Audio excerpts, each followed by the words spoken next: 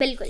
फिर मुझे बताइएगा कि जब आपने स्टार्ट किया, जब आप सब कुछ कर रहे थे, हमेशा हर इंसान की और ख़ास तौर पर बेटी की यही ख्वाहिश होती है कि कहीं ना कहीं किसी ना किसी तरीके से अगर मैं अपनी फैमिली को सपोर्ट कर सकूं, क्योंकि हर बंदा आजकल के दौर में रील्स देख रहा है, सोशल मीडिया, तो उसकी कोशिश होती है कि मैं भी एक अच्छी ज़िंदगी गुजारूं। तो वो क्या थॉट थे, क्या ख्वाब थे जो आप करना चाहती थी? मेरे ख्वाब यही थे, मतलब मेरी मम्मा कुछ बोले ना, वो मैं उनका ख्वाब पूरा कर दूं। लेकिन उस टाइम पे तो मैं जॉब भी कर रही थी ना, इसको मैंने एज अ शौक रखा हुआ था। अब शौक के तौर पे जाहिर सी बात है, मैंने बोला जब यही मेरा शौक है ना, इसमें ही आगे बढ़ना चाहिए। तो मैंने इसको कंटिन्यू किया। मैंने बोला अगर शौक है ना, इसको अपना पैशन बना लो, हुनर बना लो, हुनर बना लो। अच्छा, उससे पहले ये भी होता है ना समरा, जिस तरीके से लोग आप कोशिश कर रहे होते हो, और बहुत सारे आपके इर्द गिर्द लोग होते हैं जो आपके दोस्त होते हैं, कहीं ना कहीं आप कनेक्ट होते हो, काम के थ्रू कनेक्ट होते हो, या वैसे ही आपके कोई ना कोई ताल्लुक आपका होता है, तो आपको उस तरीके की सपोर्ट नहीं मिलती। आप उनसे बोल भी रहे हो तो वो आपको उस तरीके की सपोर्ट नहीं दे रहे होते।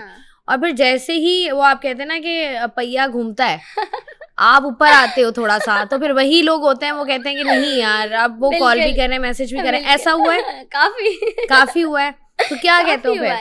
मतलब वो इंसान जिसने पहले कुछ और किया और अब वो जो है वो बिल्कुल ही डिफरेंट और एक अच्छा इंसान बन के सामने आया हो।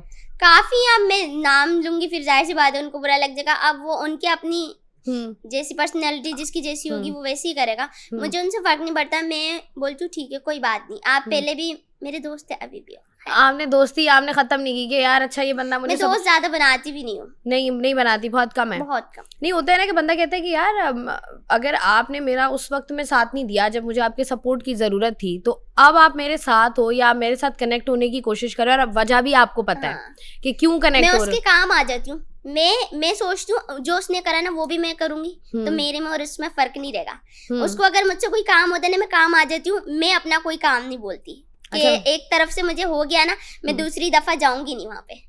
मतलब एक दफा आपने मैं किनारा कर लेती हूँ उस बंदे से, उस इंसान से किनारा कर लेती हूँ मैं।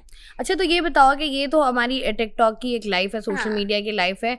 पर्सनल प्रैक्टिकल लाइफ पर आए तो आपने एजुकेशन की बात करें, तो एजुकेशन कंटिन्यू की, कितनी एजुकेशन आपने हासिल की? अभी तो कंटिन्यू नहीं की, मैंने मैट्रिक किया हुआ है, लेकिन मेरे घर में थोड़े से इश्यूज थे ना, जिसकी वजह से जॉब कर रही थी, तो हाँ मेरे को पढ़ाई छोड़नी पड़ी थी, जो अपनी एजुकेशन है ना छोड़नी पड़ी थी। तो अब मैं कोशिश कर रही हूँ। अच्छा, ये बताओ जब आप घर से निकले जॉब करने के लिए, क्योंकि जॉब करना वो भी लड़की का बड़ा मुश्किल होता है, आपको बहुत सारी बातें सुननी पड़ती हैं, तो जब आप निकले जॉब के लिए वहाँ पर क्या मुश्किलात आई, उसके बारे में बताओ। वहाँ पे यही मुश्किलात थी, मुश्किल के हिसाब से तो नहीं बोलो, बस यही था कि जॉब क्यों कर रही है, नहीं करनी चाहिए। फिर मैं बोलती जाहिर सी बात है, मेरी घर की जो परेशानी है ना, ये बोलने वालों ने पूरी नहीं करनी। वो लोग बोल कर चुप हो जाएंगे, एक तरफ हो जाएंगे। जब मेरी परेशानियां मेरे सामने आएंगी ना, बोलेंगे तो आप हो ना करो खुद जाके, बाद में उन लोगों ने ये बोलना है। तो मैं इसलिए ना उनका सुन के छोड़ देती हूँ, जो मुझे करना है मैं वो करूंगी। जॉब से मेरा अगर घर चल रहा है ना तो मैं करूंगी, नहीं सुनती। डेफिनेटली ऐसा ही है, कोई आपका घर नहीं पालता। और परेशानी मुश्किल में साइड हो जाना है। हाँ, परेशानी और मुश्किल में आजकल के दौर में कोई भी नहीं आएगा, देखेंगे ना हाँ ये सही चल रही है, फिर आएंगे मिलेंगे।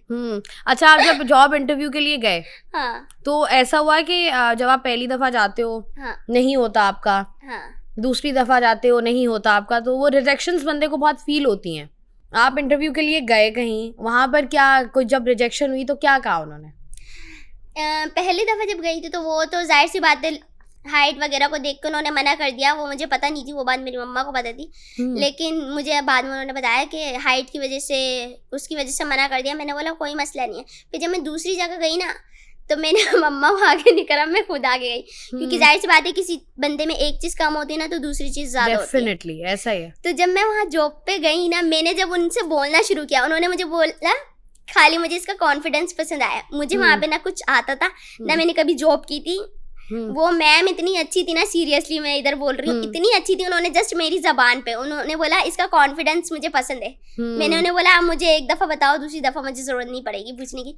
बोलने मुझे इसका यही कॉन्फिडेंस पसंद आया है, और मैंने किया वहाँ पे, और आपको जॉब मिल गई। फिर आपने प्रूव किया अपने आप को। अच्छा, नॉर्मल लाइफ में भी होता है ना समरा, लोग किसी ना किसी चीज को लेकर आपको इतना तनकीद का निशाना बनाते हैं, सबके साथ होता है। मैं तो ये बात कहूंगी कि आजकल के दौर में जहाँ हम जिंदगी गुजार रहे हैं, वहाँ ऐसा नहीं है कि एक इंसान जो आपको नजर आ रहा है कि अच्छा यार ये मोटा है तो लोग इसको मोटा बोलेंगे, नहीं, जो पतला है उसको भी कुछ ना कुछ और बोल रहे होंगे।